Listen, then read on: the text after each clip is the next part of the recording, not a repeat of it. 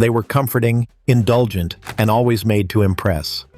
The favorite meals of stars at their peak, from singers to silent film icons. But somewhere along the way, their plates were forgotten. What were the foods that fueled fame?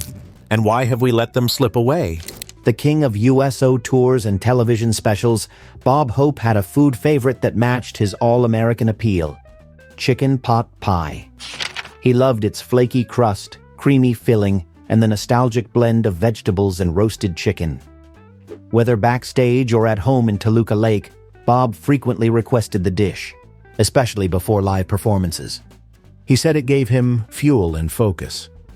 His wife Dolores often made it from scratch, layering the buttery dough and seasoning it just the way he liked: peppery, never bland.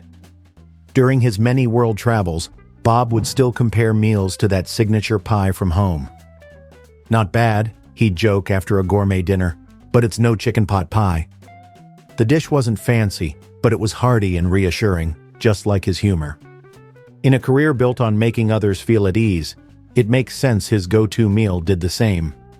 Warm, classic, and dependable, just like Bob himself. Kid, raw, and real. Johnny Cash's favorite breakfast was biscuits with black coffee, served hot and no frills. He grew up during the Great Depression in rural Arkansas, where mornings started with simple, hearty meals. That never changed.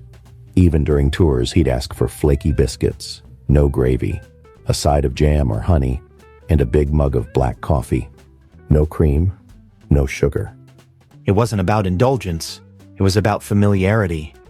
The scent of coffee and bread reminded him of early mornings on the farm, gospel songs drifting through open windows, and the rhythm of honest work. June Carter Cash often made it for him herself, even on the road. The man in black didn't need fancy, he needed tradition. Those biscuits were more than food. They were faith, family, and foundation. In every bite, he tasted where he came from. And in every cup of coffee, he found the clarity to face the next song, the next show, the next sunrise. Vibrant, dramatic, and unforgettable. Freddie Mercury's favorite food was chicken dansac, a spicy Parsi dish blending lentils, vegetables, and marinated meat. Growing up in a Parsi household in Zanzibar and later India, Freddie carried this traditional meal with him into rock stardom. Dansac was often served on Sundays in his home and became his go-to comfort food, even as Queen topped global charts. His former chef, Joe Fanelli, once said Freddie insisted on having dansac after every tour ended. It symbolized a return to self. The dish, a mix of hot, sweet, and sour, reflected Freddie's own layered personality. With its warm spices and slow-cooked flavors, it was more than a meal. It was memory, culture, and love. Despite lavish backstage spreads and fancy hotel menus, Mercury found his culinary peace in this Parsi favorite. A plate of dansac, served with brown rice and quiet, was as grounding as any note he ever hit on stage. Royalty with an American soul, Grace Kelly's favorite dish was quiche Lorraine, a savory French tart filled with eggs, cream, bacon, and cheese. Before becoming Princess of Monaco, she enjoyed quiche in New York and Paris, falling in love with its rich but balanced flavor. After marrying Prince Rainier, she continued to request it for brunches and private meals in the palace. The dish struck a perfect harmony between her old life and her new one, simple yet elegant, comforting yet refined. Grace often paired it with a small green salad and mineral water, enjoying it in quiet corners away from royal duties. For a woman constantly in the spotlight, quiche was her soft landing, warm, golden, and satisfying.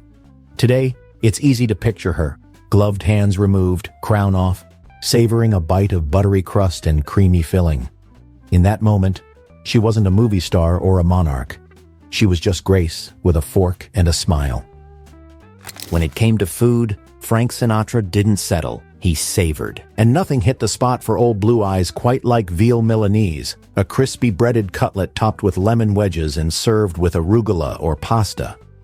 Sinatra loved the classic Italian-American experience, often dining at his favorite haunts in Hoboken, New York, or Las Vegas, where waiters knew his exact order. His version of the dish was thin, golden brown, and pan-fried in olive oil with garlic, not deep-fried. It wasn't just the flavor, it was the ritual. good bread, good wine, good conversation. Frank reportedly rated restaurants by their veal milanese, and if it wasn't up to par, he'd let them know. This dish was comfort, class, and old-world charm all at once, just like the man himself. It reminded him of home, heritage, and all the elegant grit of the East Coast. In every forkful was a tune, a memory, and a toast to La Dolce Vita. The queen of comedy, Lucille Ball, had one surprisingly specific food love: extra thin crust pepperoni pizza. While she dabbled in elegant Hollywood fare, nothing beat a hot, crispy pizza shared with friends or family. She liked the edges just shy of burnt, the cheese bubbling, and the pepperoni sliced thin and curled at the edges. No pineapple, no veggies, no deep dish. Thin and classic, just like her comedic timing. Lucille often ordered from her favorite LA pizza joints, or had her house staff replicate that perfect East Coast style. She even joked once that if she hadn't made it in television, she would have opened a pizzeria just to get the crust right. For someone known for being larger than life on screen, her food preference was refreshingly simple and specific. The kind of craving that hits late at night, when laughter has filled the room and there's nothing left to do but sit, slice in hand, and savor what's real. Which of these favorites speaks to you? Audrey's perfect pasta, Mick's bacon sandwich, or Lucy's crackling crust pizza? Drop your answer in the comments below. In his prime, Marlon Brando was known for more than just smoldering performances. He also had a notorious sweet tooth, especially for ice cream. Not a scoop or two, Brando was known to demolish entire tubs, especially during his later years. Rumors from film sets described him hiding pints in coolers and asking assistants to stash ice cream behind props. He loved rich, indulgent flavors: vanilla bean, butter pecan, chocolate fudge swirl. Directors like Francis Ford Coppola even joked about having to negotiate with Brando's cravings during shoots. His appetite became part of his legend. While his later lifestyle drew criticism, Brando never apologized for enjoying what he loved. Ice cream for him was rebellion and comfort wrapped in one. A moment of childlike joy in a life that often carried heavy expectations. Even The Godfather had a soft spot, and it melted into a bowl of something cold, creamy, and unashamedly human. Whose favorite treat would you dive into first? Miles's chili, Hepburn's brownies, or Brando's ice cream stash? Drop your pick and tell us why in the comments. Elegant to her core, Jackie Kennedy kept breakfast as refined as her fashion: poached eggs on toast with a smear of orange marmalade. While she attended galas and served in the White House, her personal meals remained minimalist and measured. Friends and chefs revealed she preferred light fare, and this particular breakfast was a staple: gentle, flavorful, and distinctly European in feel. The eggs had to be just firm enough, the toast lightly buttered, and the marmalade not too sweet. Jackie appreciated balance in all things, from diplomacy to diet. Even on busy mornings, she made time for this ritual, often served on fine china with a linen napkin. It wasn't extravagant, but it was distinctly Jackie, graceful, composed, and quietly luxurious. Though she's remembered for her style and poise, this breakfast revealed a woman who valued small pleasures done perfectly. A meal fit not for royalty, but for someone who understood that elegance begins in the ordinary, lovingly prepared. Up next, a king of cool's greasy go-to, a country queen's guilty snack, and a late-night host whose favorite dessert kept him sharp on air. When it came to food, President John F. Kennedy never strayed far from his roots, especially when it came to New England clam chowder. Born in Brookline, Massachusetts, JFK loved the creamy, briny soup filled with clams, potatoes, onions, and cream. It was his favorite dish both before and during his presidency. The White House kitchen kept it on standby, and it was often served at state dinners and informal gatherings alike. Staff noted that he preferred it served hot, with oyster crackers and not overly thick. Simple, just like he remembered from summers on Cape Cod. In times of tension or stress, a bowl of chowder brought comfort and familiarity. JFK once joked that it was the one food that could keep a man steady through any storm. While policies changed and history moved forward, this dish remained a warm link to family, tradition, and the Atlantic breeze of his childhood. Even presidents, it seems, have their favorite kind of calm. Which classic dish would you share with its famous fan? Willie's cookies, Audrey's pasta, or JFK's chowder? Let us know which one you'd sit down for and why. Scottish pride ran deep in Sean Connery, and his favorite dish reflected just that. Haggis served with neeps and tatties, turnips and potatoes. As James Bond, he ordered martinis and dined on caviar. But at home, he wanted the national dish of Scotland, rich, earthy, and steeped in tradition. Connery often spoke of enjoying haggis during family celebrations and Burns night suppers. He preferred it served hot with a splash of whiskey on the side, surrounded by mashed root vegetables and piping hot gravy. Though haggis might raise eyebrows internationally, for Connery, it was home on a plate. It reminded him of his humble beginnings in Edinburgh and the strength of Scottish heritage. He believed in honoring where you came from, and food was a major part of that. Even after decades in Hollywood, the Bond icon never gave up his connection to Scotland's boldest flavors. Haggis, like Connery, was hearty, unapologetic, and unmistakably unforgettable. Queen of Soul, Aretha Franklin had no shame in loving her chili cheese fries, messy, spicy, and unapologetically delicious. During tours, she'd often stop at drive-ins or diners to grab a plate piled high with crispy fries, meaty chili, and bubbling cheese. Sometimes with onions, sometimes with jalapenos, always with attitude. Aretha believed food should have flavor and soul, just like her music. Even as she followed strict vocal care routines, she made room for indulgence now and then. And this dish was her top pick. Her team remembers her enjoying it backstage or after particularly powerful performances, still in sequins, fork in hand. It wasn't health food, but it was heart food. Aretha knew what she liked and didn't apologize for it. Chili cheese fries weren't just a craving, they were a celebration. A moment to say, I earned this. Because when you pour your soul into every note, sometimes the only thing that hits the same note is comfort food served hot and loud. Classic, hearty, and undeniably British, Michael Caine swore by the full English breakfast. Even during Hollywood shoots, the London-born actor requested this morning meal: eggs, bacon, sausage, baked beans, grilled tomatoes, mushrooms, and toast. Sometimes even black pudding, depending on where he was filming. For Caine, it wasn't just breakfast, it was identity. Raised in working-class England, the full English was a symbol of energy and endurance, something you could rely on before a long day of work, or acting. He often spoke fondly of enjoying it in quiet cafes or bustling pubs before fame found him. As an international star, he kept that ritual alive, even when filming abroad. Colleagues recall him politely requesting a proper fry-up no matter the location. He didn't want trends, he wanted tradition.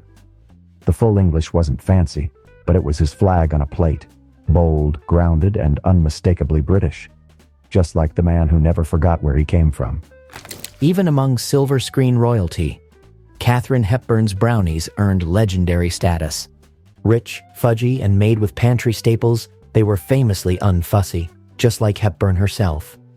She preferred them chewy, not cakey, and kept the recipe short. Melted butter, cocoa powder, sugar, eggs, flour, vanilla, and a pinch of salt. No nuts, no extras. These brownies became her go-to for decades. Friends, co-stars, even journalists who visited her home were often sent off with a warm, wax paper-wrapped square. The recipe eventually circulated far and wide, praised by culinary icons for its simplicity and perfection. Hepburn never claimed to be a chef, but her brownies had heart, unapologetic, bold, and just the right amount of sweet. Much like her films, they held up beautifully over time. Today, many still bake them as a tribute to her legacy. Because while her characters were sharp, her desserts were soft. And in those quiet, chocolatey corners, you could taste the human side of a Hollywood icon. Through the spotlight, the studio contracts, and the storms of fame, Judy Garland always returned to one simple comfort: buttered egg noodles. No sauces, no spices, just tender noodles tossed with a pat of melted butter and a pinch of salt. As a child star under constant pressure, Judy often found little moments of peace in this plain, soothing dish. Her daughters later shared that even at the height of her career, she'd ask for it backstage or in her dressing room. It was her way of pressing pause, an edible lullaby after hours of singing, acting, or interviews. Buttered noodles may seem basic, but to Judy they were familiar and safe, especially when so much of her life wasn't. They were the taste of childhood, of home, of calm. In a world that demanded spectacle, she clung to this quiet bowl of simplicity. Sometimes the softest things carry the loudest echoes of love. Coming up, a Wild West icon's frontier favorite, a soul singer's spicy snack, and a prince whose palate surprised the palace chefs. For all his lyrical mystery and ever-changing personas, Bob Dylan preferred a classic humble dessert, rice pudding dusted with cinnamon. Fans and tour mates recall that during the 1960s and 70s, Dylan often requested it backstage or in diners across America. He liked it cold, thick, not too sweet, and always with that touch of spice on top. It wasn't flashy, just comforting. Some say it reminded him of childhood or simpler days before the spotlight. Even as his lyrics changed the landscape of music, he kept this tradition close. In hotels from Greenwich Village to Nashville, a bowl of rice pudding offered quiet warmth. For a man known for restlessness, this dessert was his stillness. It didn't need reinvention. It didn't need explanation. It just needed a spoon, a pause, and maybe a napkin scribbled with lyrics. Because even legends need something soft and sweet to come home to, especially when their voice has carried the weight of generations. While known for his acting, racing, and philanthropic food empire, Paul Newman had a famously low-maintenance favorite, a cheeseburger with pickles, nothing else. No lettuce, no onions, no fancy sauces, just beef, melted American cheese, and a couple of dill slices. Friends say he ordered it the same way for decades, whether at diners or on movie sets. For Newman, it was all about honest flavor and simplicity. He enjoyed grilling them himself too, often at his Connecticut home, flipping burgers with one hand and sipping a cold beer with the other. His children remembered these cookouts as moments when their dad was most relaxed, most real. While Newman later became synonymous with gourmet salad dressings and organic foods, his personal go-to remained humble. That bare-bones burger reflected his philosophy. Do things with purpose, don't overcomplicate, and enjoy what you love, even if it's just a cheeseburger and a smile. Sometimes, less truly is more. For all her on-screen glamour and slapstick brilliance, Lucille Ball craved one humble comfort food her entire life: tomato soup with crushed saltine crackers. Even during her I Love Lucy heyday, she asked studio kitchens to keep cans of Campbell's tomato soup on hand. Her daughter later shared that Lucille ate it as a child and never tired of its warm, tangy simplicity. Sometimes she added milk to make it creamy, but mostly she preferred it straight, hot, and loaded with saltines crumbled in right before the first spoonful. When the world expected steak and caviar from one of the biggest stars on TV, Lucy wanted soup that reminded her of childhood and quiet evenings in Jamestown. It wasn't about impressing anyone. It was about feeling safe. In the world of fast-paced fame, tomato soup was her slow moment. A pause, a smile, a bite of nostalgia that never went out of style, just like the redhead who made America laugh. Amid his high-tech legacy, Steve Jobs had some very earthy preferences, most notably, his love for raw carrot and apple salad. A known fruitarian in his early life, Jobs went through long stretches where he consumed only fruit, nuts, and raw vegetables. One of his mainstays during Apple's early boom was a simple grated salad. Raw carrots, crisp apples, a squeeze of lemon juice, and occasionally a handful of raisins or almonds. He believed this clean, raw combination helped him stay mentally sharp and physically light. It wasn't a gourmet meal, but that wasn't the point. He often brought it with him to work, even during major product development phases. Staff say he could be seen crunching away while sketching ideas or reviewing prototypes. For a man obsessed with clarity and minimalism, this dish made perfect sense. No fluff, no filler, just pure, clean fuel. It wasn't just a snack, it was a philosophy on a plate. Next up, a queen of comedy's childhood favorite, a jazz genius's midnight indulgence, and a cinematic legend who swore by breakfast for dinner. Graceful, stylish, and adored the world over, Audrey Hepburn's favorite dish was remarkably simple: spaghetti al pomodoro. She discovered this love while living in Rome, where she embraced the Italian way of cooking, fresh, clean, and heartfelt. Her recipe included ripe tomatoes, garlic, basil, olive oil, and just the right amount of Parmesan. It wasn't fancy. It wasn't extravagant. It was pure. Audrey often cooked it herself, even when busy filming or raising her children. In her later years, she was known to make this pasta weekly in her Swiss home, savoring every bite like it was the first. To her, food was about nurturing the body and soul. It reminded her of post-war simplicity, where food was scarce, but every meal was cherished. While the world saw her as a fashion icon, at the table, Audrey was just a mother, a daughter, a woman who loved tomatoes, pasta, and quiet joy.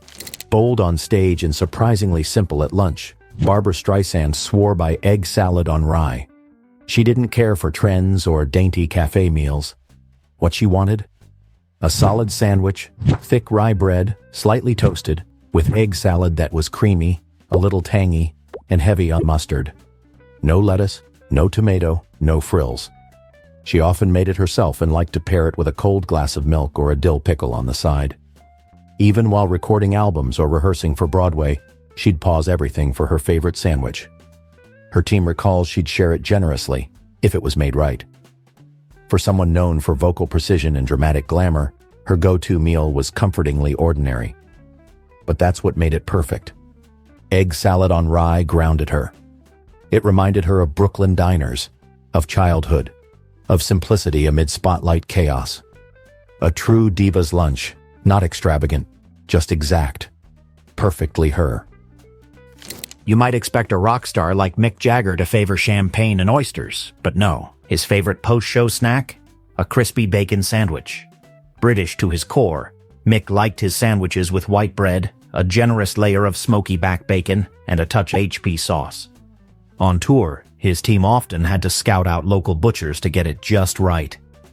Even when health fads swept through the music industry, Jagger stuck with this savory classic, though he'd occasionally ask for it grilled or served with avocado in later years.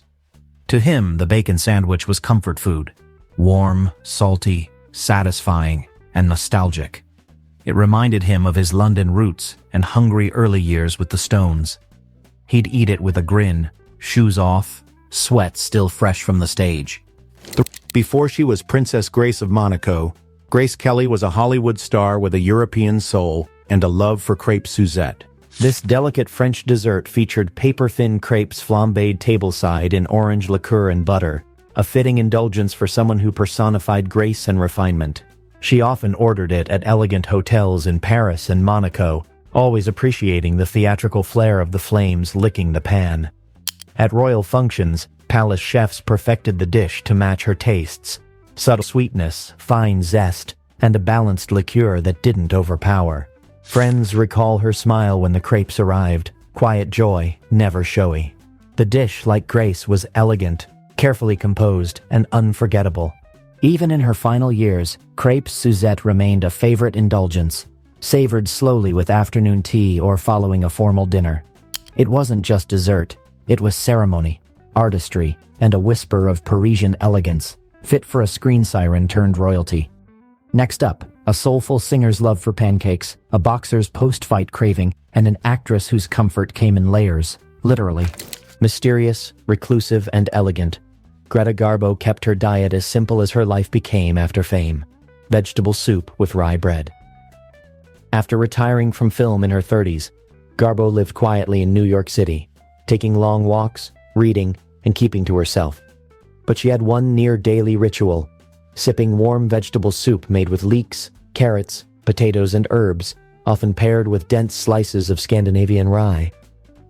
She believed in clean eating long before it was trendy, favoring simplicity and balance.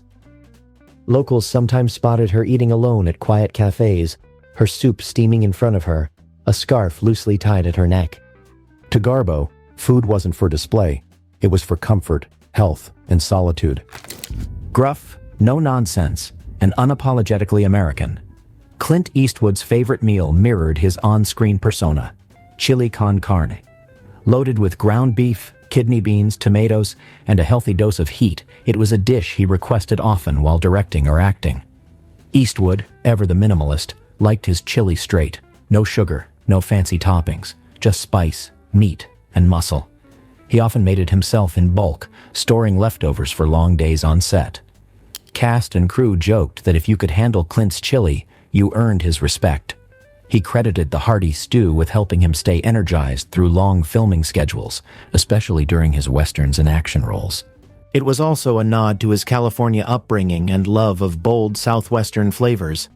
Whether served from a campfire pot or a stovetop in Carmel, chili was Eastwood's edible signature. Strong, timeless, and a little dangerous. Just like the man with no name. As the 39th president and a lifelong Georgian, Jimmy Carter's snack of choice remained as Southern as his accent: boiled peanuts. Soft, salty, and served warm, these earthy treats were a favorite from his childhood on a peanut farm. Even after reaching the Oval Office, Carter often kept small paper bags of them in the White House kitchen or tucked into his jacket pocket while campaigning. He preferred them plain, no spices, just gently simmered in salted water until they split easily in your hand. Staff joked that he could eat them by the handful, especially when deep in thought. For Carter, boiled peanuts were more than a snack.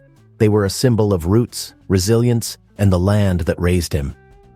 Even decades later, he'd bring them to global conferences or family picnics alike. Humble and unprocessed, they reflected a president who always stayed close to his soil. In every soft shell was a story, a memory, and a quiet kind of pride. In the glamorous world of Washington and Hollywood, Nancy Reagan's favorite treat stayed refreshingly elegant: chocolate-dipped strawberries. These bite-sized indulgences were her go-to dessert at state dinners, birthday parties, and quiet evenings at home. She preferred dark chocolate, rich but not bitter, and plump strawberries chilled just before serving. During her years in the White House, pastry chefs kept them on standby for official events or as a late-night treat for the First Lady. Nancy believed in presentation, so the strawberries were often served on silver trays with mint leaves or dustings of powdered sugar. It wasn't about quantity, it was about class. Friends said she'd have just one or two, slowly, savoring the moment. The combination of decadence and freshness mirrored her public image: refined, sweet, and a little bold. Today, chocolate-dipped strawberries are often reserved for Valentine's Day, but for Nancy, they were an everyday luxury. Because sometimes, being powerful means knowing exactly when to enjoy something soft and sweet. late-night legend.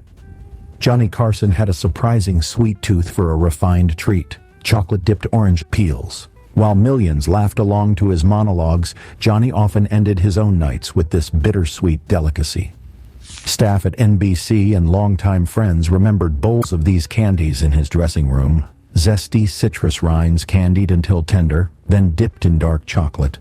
They were rich without being overwhelming, and offered a sophisticated bite of contrast, just like Johnny's humor. He wasn't much for cakes or heavy desserts, but these? He'd nibble during rehearsals, take a few home, or gift them to guests. Over time, they became something of a signature: unusual, sharp, and quietly luxurious. Johnny Carson didn't need to be loud about what he liked. He simply reached for it, night after night. In a world of flashy fame and fast punchlines, chocolate-dipped orange peels were his quiet ritual. Clever, smooth, and just a little bit unexpected. Beauty icon, acting legend, and proud Italian, Sophia Loren's favorite dish was minestrone soup: robust, rustic, and homemade. She often said, "Everything you see, I owe to spaghetti." But it was minestrone that truly stole her heart. Loaded with seasonal vegetables, beans, herbs, and pasta or rice, it was the centerpiece of her childhood table in Naples. She continued making it for her family throughout her career, preferring to cook it herself whenever possible. No shortcuts, no canned broth, just patience, fresh produce, and love. Her version varied with the seasons, sometimes adding zucchini blossoms or crusty stale bread stirred into the broth. She viewed it not just as a meal, but a ritual, a way to slow down and nourish more than just the body. While most leaders favored steak dinners or gourmet dishes, Ronald Reagan's signature snack during his presidency was jelly beans. Not just a passing fancy, he kept jars of them on Air Force One in the Oval Office and even handed them out to guests. His favorite was licorice, but he was known to pick out reds too. Reagan began munching them in the 1960s while quitting smoking and never stopped. The candy became a symbol of his sunny, approachable image. Jelly Belly created custom mixes just for him. and over 3 tons were shipped to his 1981 inauguration. They weren't just candy. They were a conversation starter, a mood lifter, a bowl of Americana in bright colors. While most people wouldn't think of jelly beans as a food, for Reagan, they were more than that. They were light-hearted moments in the midst of serious ones. Sweet, surprising, and a little quirky. Exactly how history remembers the man who brought them into the White House. The quietest Beatle found his loudest flavors in vegetable curry. After embracing Indian spirituality and vegetarianism in the mid-1960s, George Harrison grew deeply fond of Indian cuisine, especially home-cooked curries, rich with turmeric, cumin, coriander, and seasonal vegetables. He enjoyed preparing them himself, often cooking for friends at Friar Park, his estate in England. His favorite was a tomato-based curry filled with cauliflower, potatoes, and peas, served with basmati rice and chapatis. Harrison believed food had energy and karma. It wasn't just taste, but intention. Meals were shared over laughter, music, and meditation.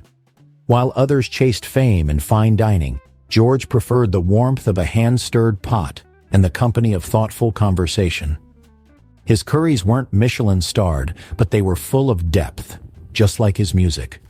Smooth, strong, and endlessly warm. Ella Fitzgerald's voice wasn't the only thing that brought comfort. Her favorite breakfast? Buttermilk pancakes with maple syrup. Big, fluffy stacks with golden edges, dripping with butter and sweetness, were her post-performance treat or lazy Sunday indulgence. Ella preferred hers with real maple syrup, a pat of butter melting into the folds, and sometimes a side of crispy bacon.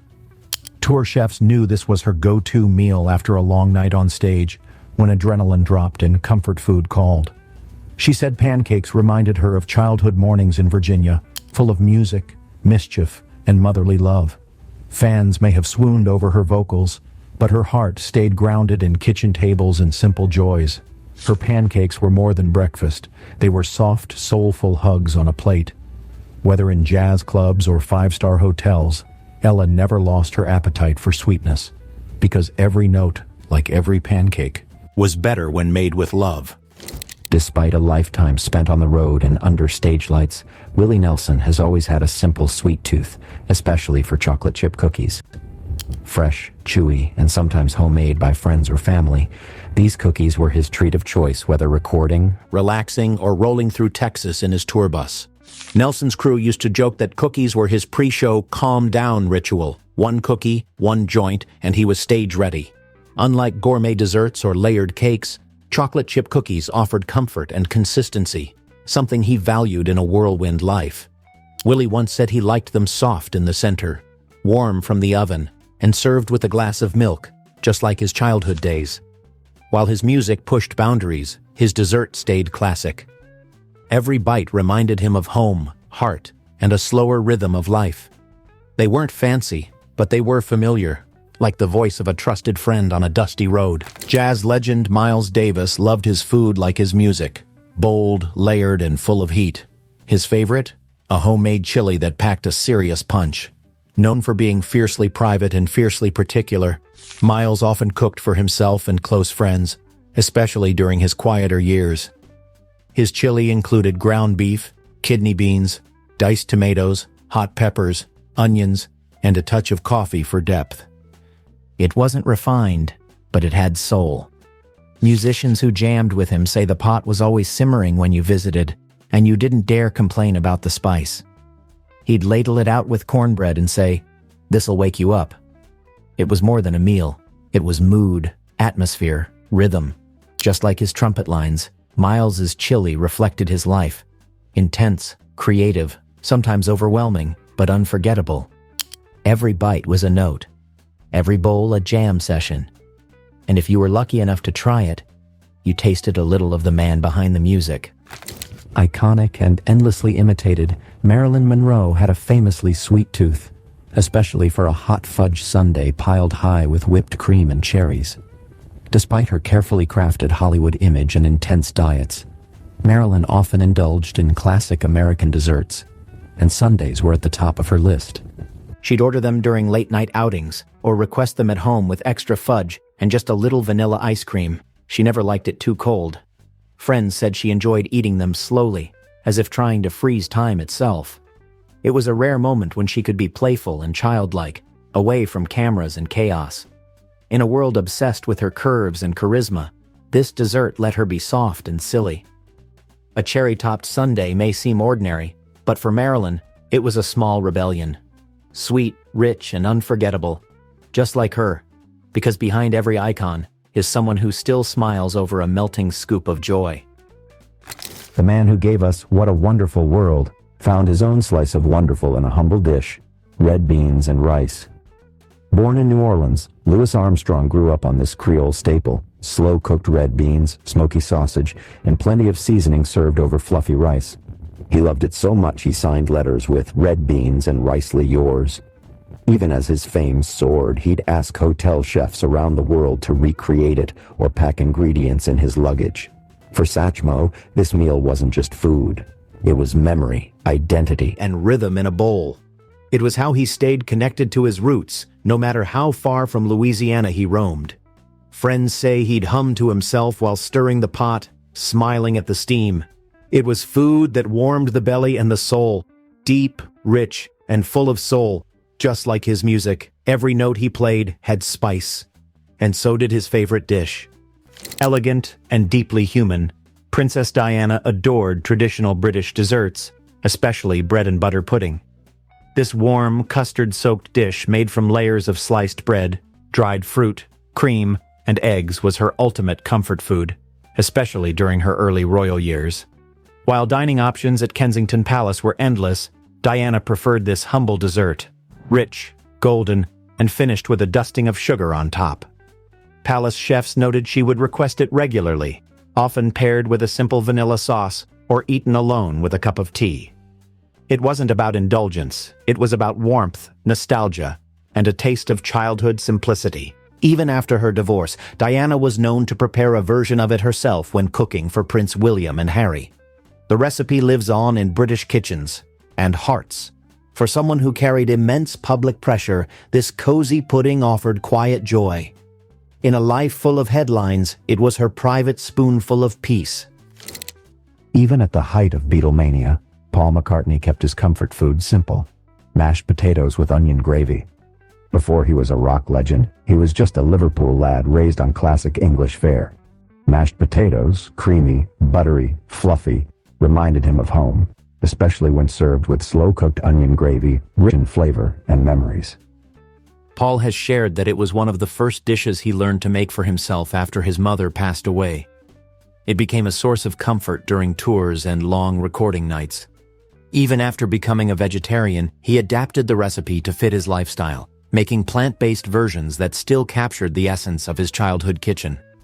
Bandmates joked that no matter where they traveled, India, Japan, the US, Paul would seek out something close to his favorite side dish.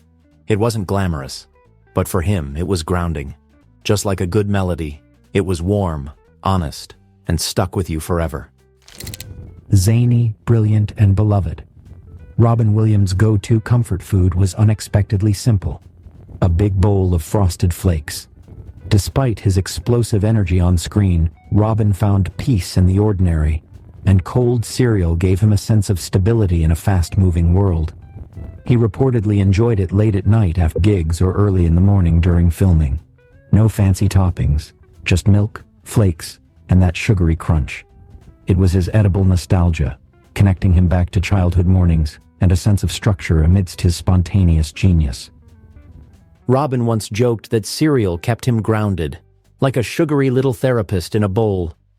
His friends said he ate it with the same enthusiasm he brought to every character: big bites, big laughs, and lots of joy. In a world that demanded constant reinvention, Frosted Flakes were a ritual of return. In between electrifying performances and whirlwind interviews, Robin Williams found calm in the ultimate comfort combo: grilled cheese and tomato soup. Crispy golden bread with gooey cheddar inside, dunked into warm, slightly sweet tomato soup. It was his childhood in a bowl and on a plate. Robin often talked about how this meal reminded him of rainy days, Saturday cartoons, and his mother's kitchen. It became his go-to in hotels or on movie sets, where chefs quickly learned to get the ratio just right.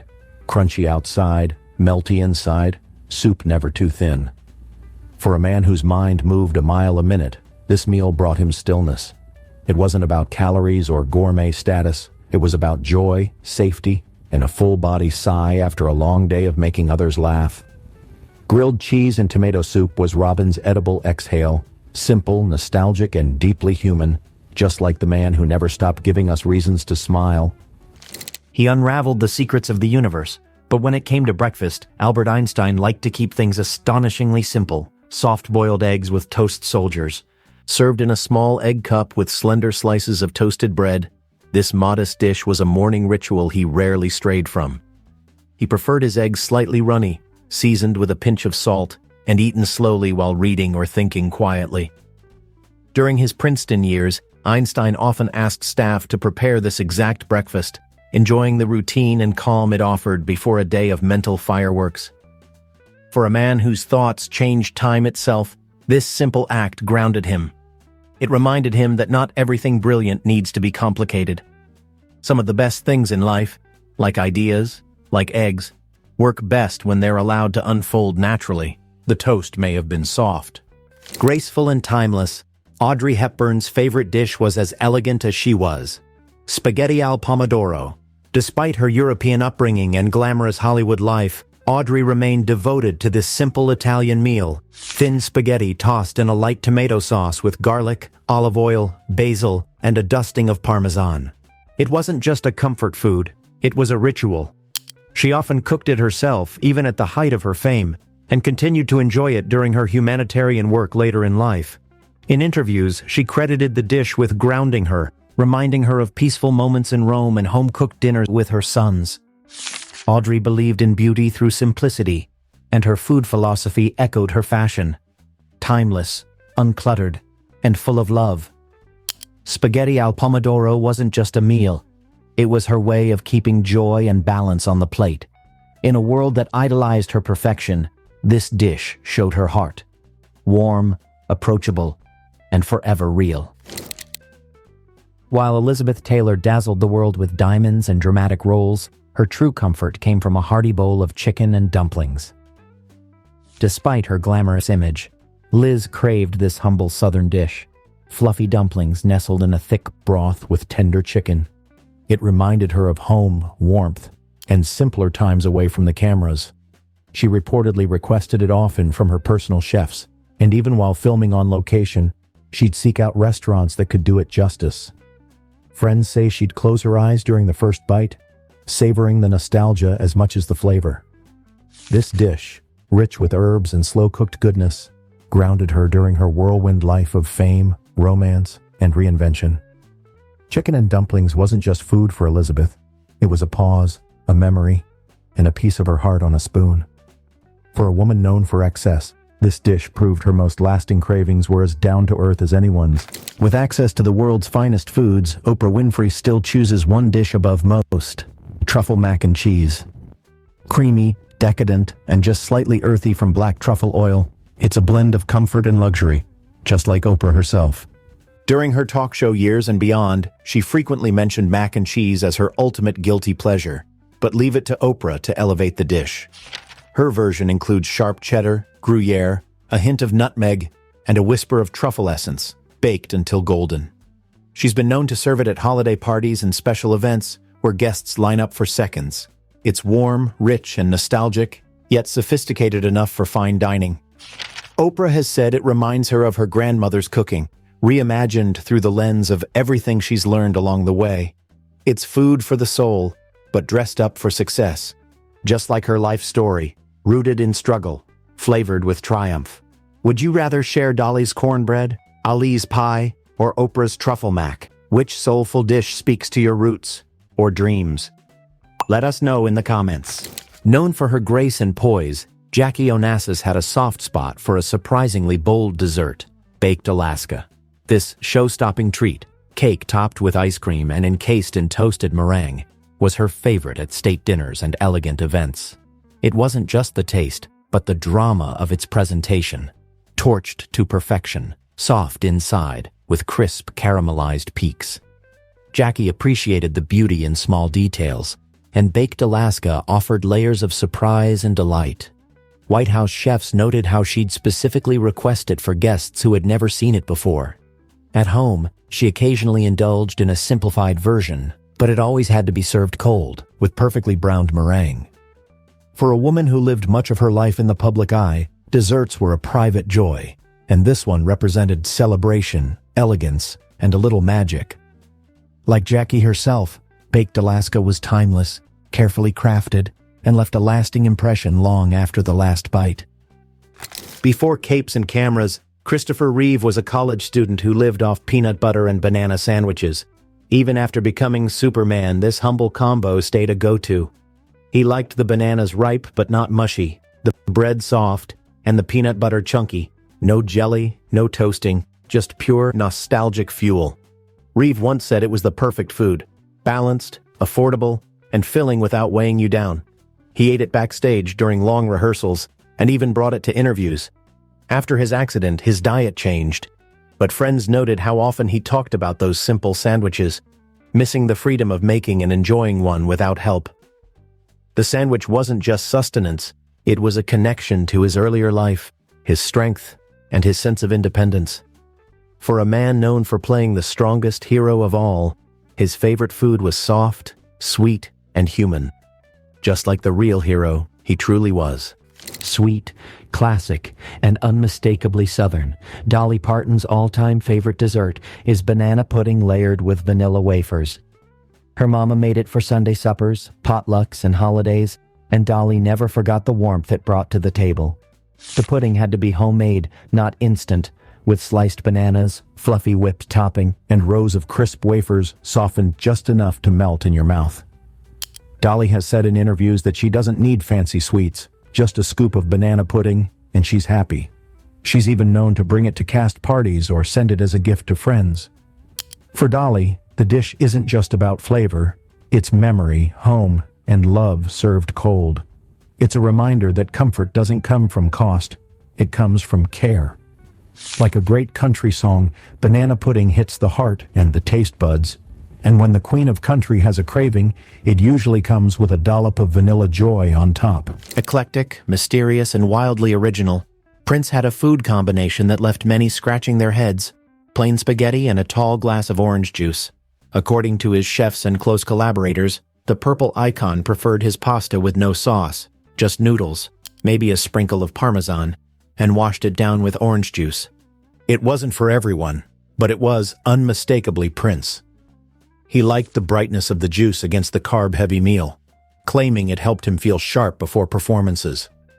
In later years, he adopted healthier eating habits, but this quirky combo remained a nostalgic favorite. He often ate it in quiet moments between rehearsals or studio sessions. Fans who worked closely with him said it was as much about routine as taste, a strange but soothing ritual in a life full of genius. Just like his music, Prince's plate defied convention, but if you asked him, it was perfect, and that's all that mattered.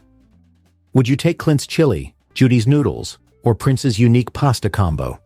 Let us know which plate speaks to your taste or curiosity. While she dazzled the world with her voice, Whitney Houston's ultimate comfort was a plate of crispy fried chicken and creamy mac cheese. Raised in New Jersey by a gospel-singing family, Whitney's Sundays were filled with food, faith, and soul. This meal, golden, juicy chicken and rich baked mac, was more than tradition. It was her reset. Even as she climbed to global fame, she never lost touch with the dishes that grounded her. Friends and chefs say she'd request it backstage or during long rehearsals, craving the warmth of home cooking when life spun too fast. She liked her mac cheesy but not greasy, with a crisp top layer, and her chicken seasoned and fried Southern style. For Whitney, this wasn't indulgence. It was nourishment for the soul. A return to roots, to choir voices, family hugs, and Sunday joy.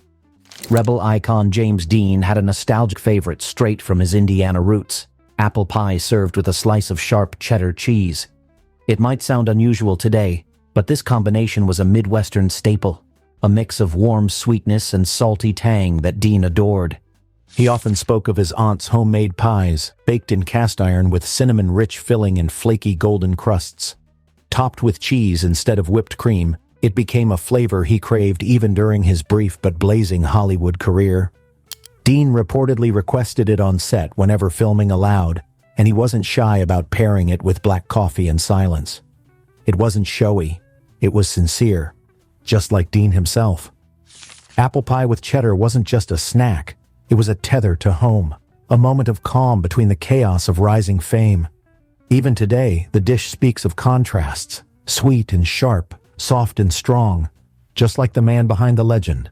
Coming up, a rock god's guilty pleasure, a country outlaw's sweet addiction, and a president whose favorite snack helped him think during tense negotiations. If these forgotten favorites made you smile or surprised you, leave a comment. Click like to keep their flavor alive, and subscribe for the next serving of star-studded nostalgia.